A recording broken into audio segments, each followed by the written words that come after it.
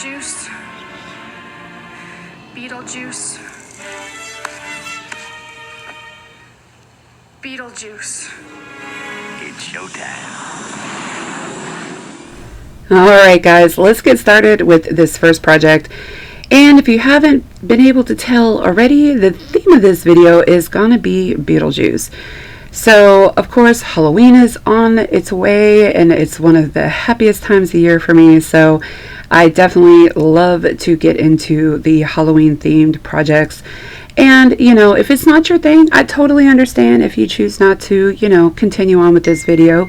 Now of course I definitely hope you stick around, but this is not going to be your shabby chic style. This is really just going to, you know, be more aimed towards Halloween decor and in all reality Beetlejuice decor. So what I've decided to do is make this sign, and of course you've probably seen this sign. I know spirit stores and the Halloween stores sell them. They run for about $60. They do light up. They're actually really cool, and I do really want one of my own. But again, I am all about trying to recreate something at a fraction of the cost. So with this, I'm just taking this Dollar Tree picture. I of course took it apart from the frame and I'm giving it a coat of yellow paint. Now as you saw, I did have to put a white coat of paint down just to hide all of the lettering and everything underneath. So then I placed the yellow over top of it.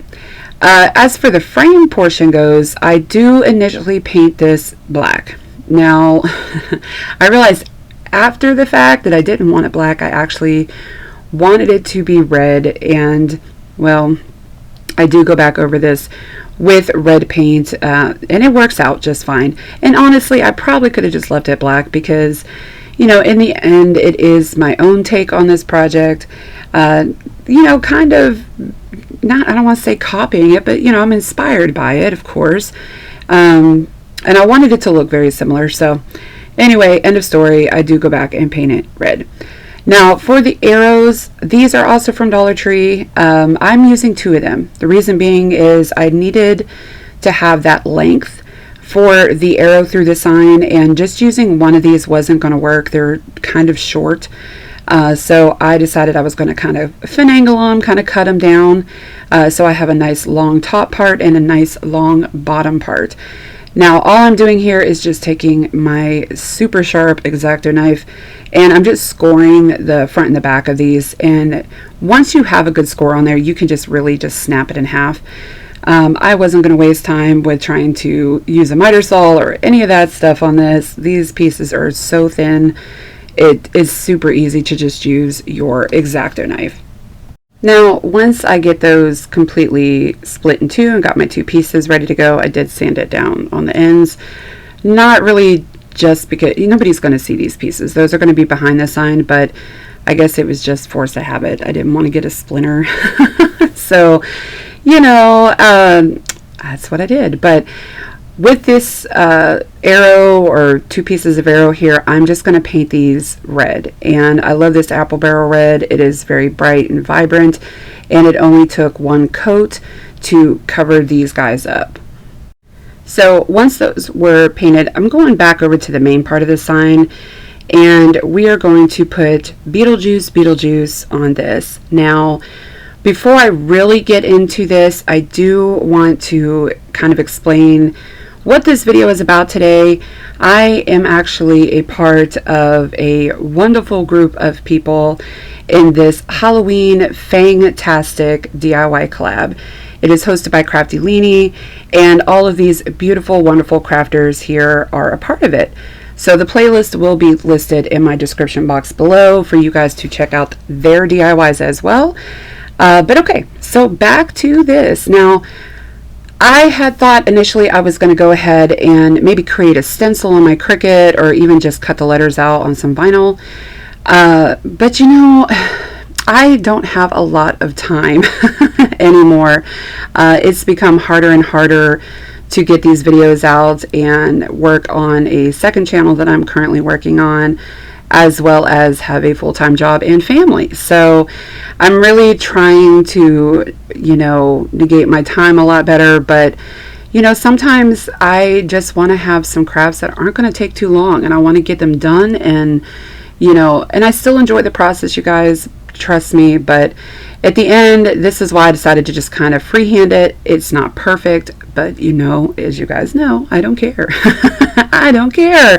I love it when things look homemade, you know, and I don't think it looks bad. So, but it, you know, to each his own. If you decide to make this, I definitely try maybe doing a stencil, or even doing letters on, you know, your Cricut with the vinyl. You can do stickers. You could probably get stickers, and just use those. So it's however you want to do it. This is just how I did it. So, as I was telling you earlier, I did paint over that frame red, and it's a little bit darker. You know, it's not matching up really with the red color on the arrows, but that's fine. Again, it doesn't bother me one bit.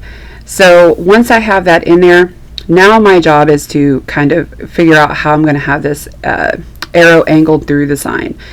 And now, of course, because this is kind of like a frame, there is a little bit of, you know, space in between the backing and the frame itself. So initially I glue this down, and I realized, you know, that's not going to be a lot to hold this up. So I just kind of snap off some paint stir sticks and just kind of glue a little piece down.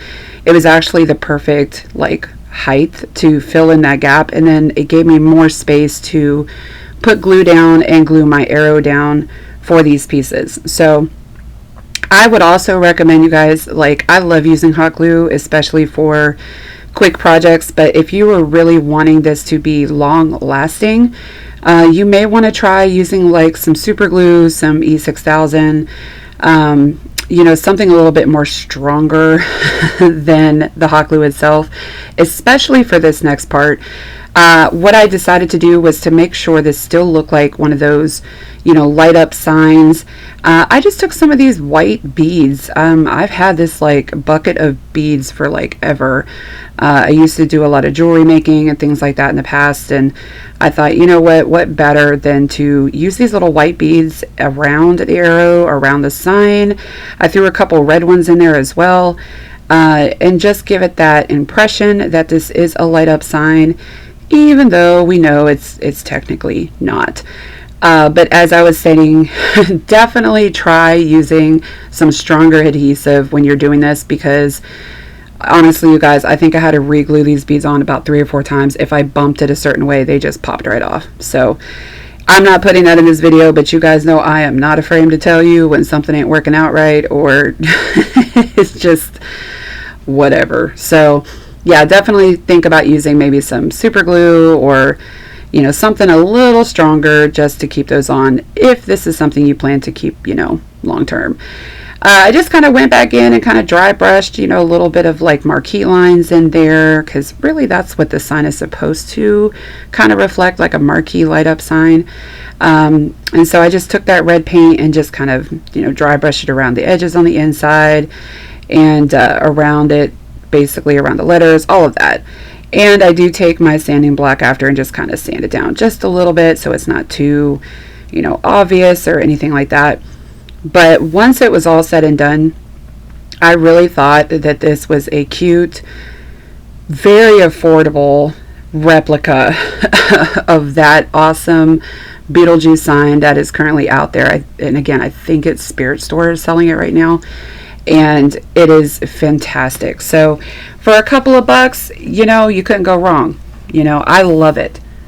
You guys will definitely have to tell me what you think about this one. As far as hanging it, y'all, I just put some, I believe just some twine, and just hung it on up. So I really like this one.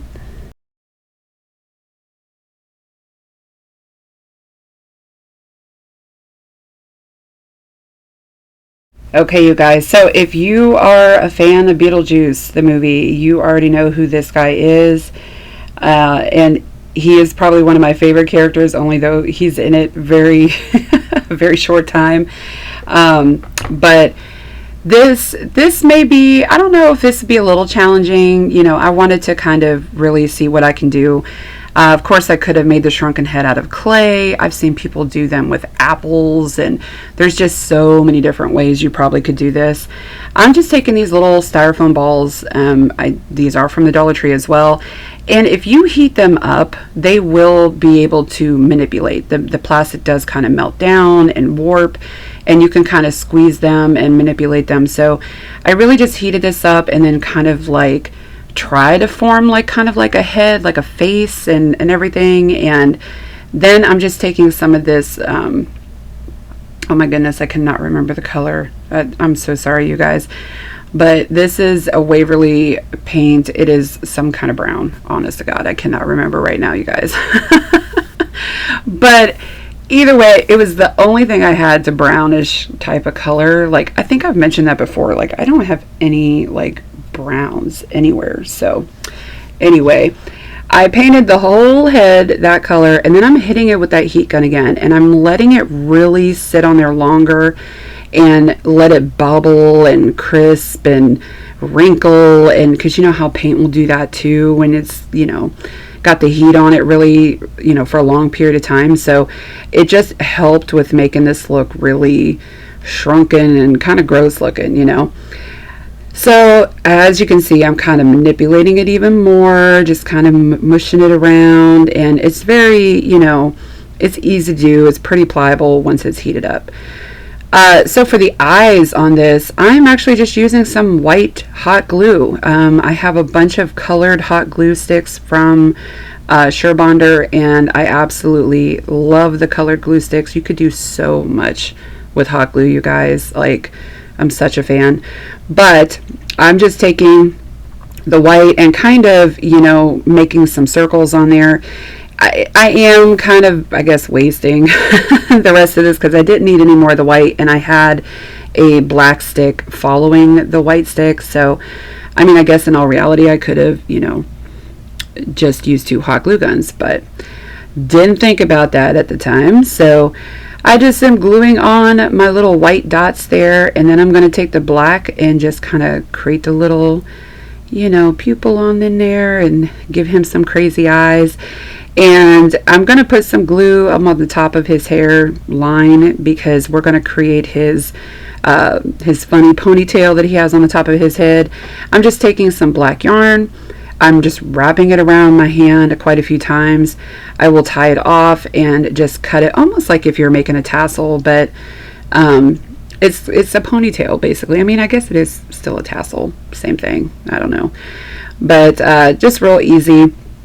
Just tied a little strand at the end there, and then we're going to glue his hair on the top of his head because, as you know, the little shrunken head guy, he has this awesome black ponytail that's just kind of sticking up there. So just put some more glue on the top there and squish it on down, and just be careful. That's what I burnt my finger really good on that one. Oh my gosh, that hurt.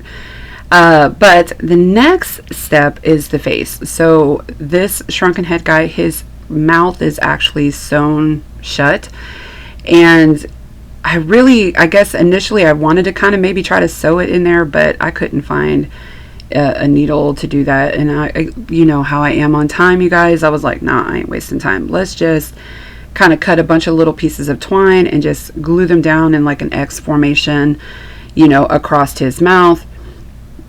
It'll give it that same appearance as basically his mouth was sewn shut.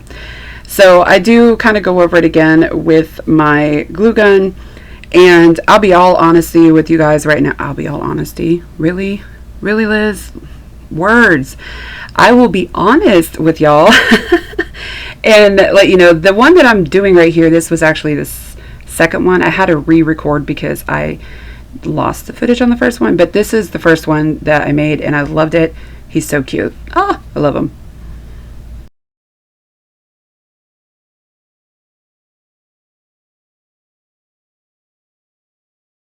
Okay, you guys, so I always try to do a really quick, simple project for you. This couldn't get any easier. I mean, we're painting a pumpkin, y'all. So this is just one of those foam pumpkins from the Dollar Tree, And I'm just going to go around this with some white, kind of make some stripes. I'm going to go back and do black stripes as well. But let me tell you, I was so struggling with this paint. This is Apple Barrel White. And I must not have used this for a while, but I opened it up, y'all, and it was so watery. And I don't know if any of you guys have ever experienced that with their paints before. And maybe I just haven't used it enough. I had to stir it. I'm sitting there stirring it forever, trying to get it to thicken up. And it still just really kept not a great consistency for that kind of paint. I was really bummed. So I was kind of struggling with it. I had to paint a couple coats of that on there just to hide that orange. But yeah, I don't know what was going on with that paint. Like, I don't know. It even kind of grossed me out. Like, I was like, I'm going to throw this away. But it's a big bottle. I didn't want to. So I don't know. Maybe it's just me, or maybe you guys have experienced it. I don't know. But it was kind of weird. So after I got the white done, I'm coming back over it with the black. And again, you guys, I'm so not worried about this being super perfect, crisp lines. You know, this is Beetlejuice. This is, you know, the ghost with the most. This is the, you know, he's so dirty, grimy, grungy, you know, like rotten, you know, just, that's what this is supposed to be. So nothing needs to be perfect here, you know. We just want to have fun with it. So I'm not worried about these lines matching up. I don't care. It's going to look Beetlejuicy. Is that a word? Well, it is now. I just made it. Beetlejuicy. And it's going to be fabulous. So I adore it. And it's, like I said, this couldn't get any easier. Black and white stripes, you guys. Super, super easy. So once I have all the black and the white stripes done on this, I am going to come back with this green color that I absolutely love. It is just this nice bright colored green. And well, I say that and I'm still painting the black. Y'all, I'm getting ahead of myself, I'm telling you. I think I feel like I'm constantly rushed for time anymore. So, and I am so sorry, because you guys deserve better than that. I shouldn't be rushing things and any of that with you. So my sincerest apologies, honestly. Here we go. Here's the green. I really like this color. Don't ask me what it is, because I honestly don't remember right now again. But I'll come back in the comments. I'll leave them in there. All I'm doing with this is just kind of taking like a stubble brush here, and, you know, like a stencil brush, and just dabbing it around, because that's kind of how Beetlejuice is. You know, he's got that rotten, moldy looking green stuff all over him, and, you know, it just screams Beetlejuice. So, and again, super easy. Any of your little mess ups like you saw there, like my thumb had touched that wet, nasty, thin paint and it took it off. So I just covered it up with the green and it worked perfectly. So once that is done, I'm just going to take a marker and draw a beetle on there. You can do that if you want. You can put whatever you want on there. You don't have to put anything on there. But this was super easy. I'm just going to draw a little bug on there because that is the epitome of Beetlejuice.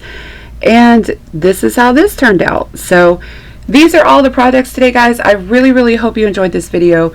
Please make sure to like and subscribe. And of course, check out the playlist for some amazing other crafters.